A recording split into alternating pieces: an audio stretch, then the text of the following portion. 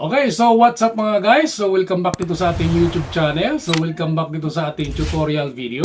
So kung napapansin nyo guys, ay merong pagbabago yung ating channel. So tayo ay nagpalit ng ating channel name, logo, at pati na rin yung ating banner. So ang dahilan yan ay tayo ay napalo ng konti ni YouTube sa puwet. So kunting-kunti lang naman. So ito ay nakaapekto sa ating channel. So dumating sa punto na tayo ay nasuspending pala ng mga ilang araw na hindi tayo makapag-upload ng ating mga video. So huwag kayong mag-alala dahil ako pa rin naman to at sana ay kayo pa rin yung nandyan na sumusuporta sa atin. Dahil sino ba naman na magtutulungan dito sa YouTube kundi tayo-tayo lang na iangat ang ating mga sarili dito sa YouTube. Wow! Okay, so balik na tayo sa ating topic. So ang topic natin sa ngayon guys ay ituturo ko sa inyo kung paano ba natin ginagawa yung ganitong mga fonts. Yan, yung mga nakikita nyo ngayon. Yan. So, paano ba natin kini-create yan? Yung mga stylish na mga fonts o yung mga cool fonts na katulad nito. So, without further ado, let's jump it in! Okay, so dalawang klaseng application ang ituturo ko sa inyo guys para makapag-create tayo ng mga stylish na mga font na yon, yung mga nakita nyo kanina. So, dalawang application dapat ang i-download natin dito. So, unahin natin yung isa. So, ang gagawin natin, pupunta tayo siyempre sa ating mga Google Play Store. So, i-press natin yan. Then, dito sa search bar guys, i-type natin dito yung stylish font maker. Then, search. Then, scroll up. Then, makikita nyo rito guys, yung stylish text maker cool fonts. So, ito yun, i-download natin to. Yan, install.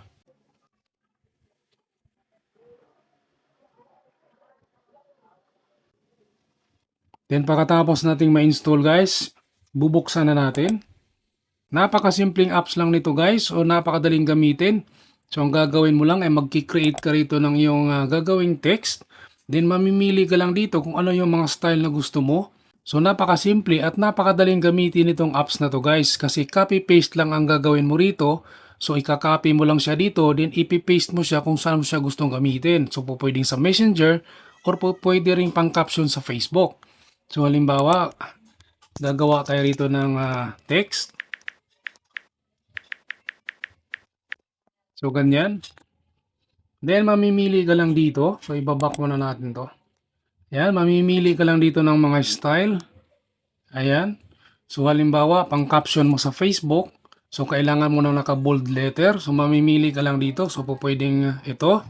So ika-copy mo lang yan.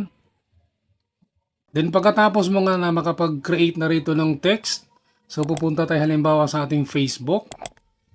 Then kunwari mag-create tayo dito ng post.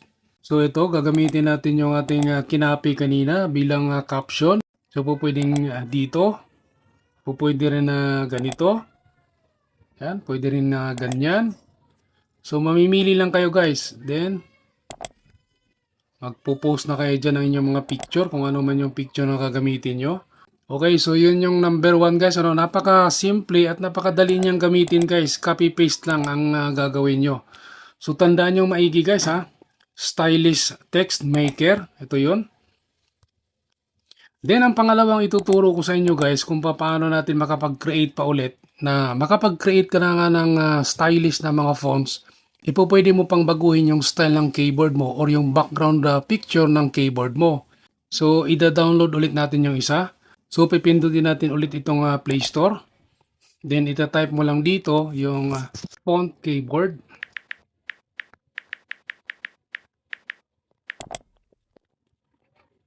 Then, ito yun siya guys. Ayan. So, ito yung pipiliin nyo guys. Font, keyboard, themes, and emoji. So, yan. So, i-install natin.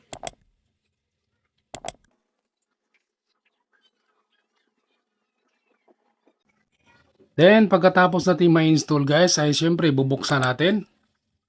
Kasi meron pa tayong isi-set up dito guys. So, ayan, naglo-loading siya. So, dito guys, ang gagawin nyo lang ay i-next nyo lang ito. Then, next ulit. Then, next pa ulit. Then, hanggang makarating kayo dito sa Let's Start. So, i-press lang natin yan. So, dito guys, ay pipindutin natin itong number 1. So, enable AA Fonts Keyboard. So dito guys, ay kailangan muna nating i-turn on yung EA Fonts keyboard. So i-on lang natin to. Okay, so dito guys ay merong nakalagay na paalala. So turning on keyboard. Input methods may be able to collect all the text you type, including personal data like password and credit card numbers. So kung ayaw mo guys na makuhanan ka ng personal information or yung mga sensitive information, so wag ka nang tumuloy dito. So kung halimbawa marami kang mga pinoprotektahan ng mga credit card numbers or mga bank transaction or kahit na ano pang mga sensitive na mga data, so wag ka nang tumuloy dito kasi mayroon siyang paalala na magkaroon sila ng access yung apps na to. So pero kung wala naman, so mag-proceed tayo. So i-okay lang natin to. And okay. So ayan, naka-on na siya guys. Then i-back lang natin. Okay, dito sa number 2 guys, ay kailangan lang natin na i-switch yung ating lumang keyboard. I-switch natin dito sa bago nating in-install na apps. So pindutin natin to. Then ito, i-transfer lang natin dito sa EA Fonts keyboard. Then i-okay lang natin. Then start. So ayan, na-install na nga natin yun guys. So napalitan na natin yung ating keyboard. So balik tayo doon sa ating Messenger.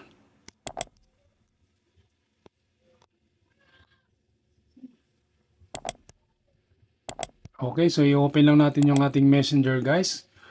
So ito na yung itsura ng ating Messenger guys. So kung mapapansin nyo ay bago na itong ating keyboard. So ito na yung ating in-install na application.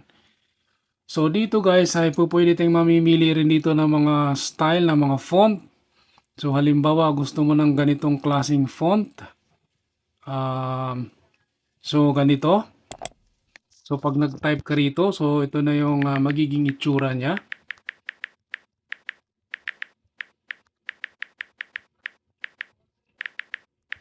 Okay, so ganyan.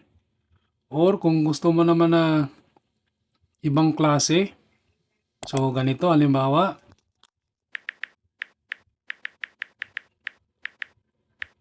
So ganyan yung itsura niya guys, ano? So hindi ito copy paste guys, ano, kundi mismong dito sa keyboard natin ito naka-install. Then kung gusto niyo naman guys na palitan yung inyong mga background dito sa keyboard, yung background na photos or picture, so pupunta lang kayo dito. Ayan. So pwedeng dito kayo sa may nature. Halimbawa, nature, yan. So magiging ganyan yung itsura ng mga keyboard nyo. O kaya yan. So marami pa kayong mapagpipilian dito. Kung halimbawa yung mga neo naman. So ganyan. So pipili lang kayo dyan. Or romantic. Ganyan. So ito yung pinagkaiba doon sa una nating in-install kanina na application guys. Kasi copy-paste lang yon. So wala siyang ganito. So itong application na itong pangalawa. So i-install nyo talaga siya. Then mamimili kayo rito. Yan, marami kayong choices dito. Pwede kayo magpalit ng inyong mga background photos dyan sa inyong mga keyboard. So pwede rin dito sa mga pangbata. Yan. Pili lang kayo dyan. Then pwede rin kayo magpalit dito ng K guys. Ito, pindutin nyo lang itong K. So ayan, papalitan nyo inyong mga letters kung anong style ang gusto nyo. Halimbawa, ganyan. Yan. Or pwedeng ganyan. Pwede rin dito. Pwedeng ganyan. So nasa sa inyo guys kung anong klaseng style ang gusto nyo dyan. Yan. So pipili lang kayo dyan. Then dito naman guys sa font. Pwede nating palitan yung kulay niyan. So pwedeng ganyan. Dito. Kaya ganyan. So mamimili lang kayo ng gusto nyo. Then pwede nyo rin i-adjust yung kanyang opacity guys. Ayan. So ito. Then halimbawa guys sa mga stickers naman at saka avatar. So mamimili lang tayo dito. So marami rin dito yan. So ito yung ating mga stickers or avatars. Yan yung stickers natin. So may happy. Mamimili lang kayo rito. May sad. So ayan. Pipili lang kayo dyan. Then ito naman yung mga GIF. Ayan. So katulad pa rin ng ating lumang keyboard. So meron din siya. So ito yun guys.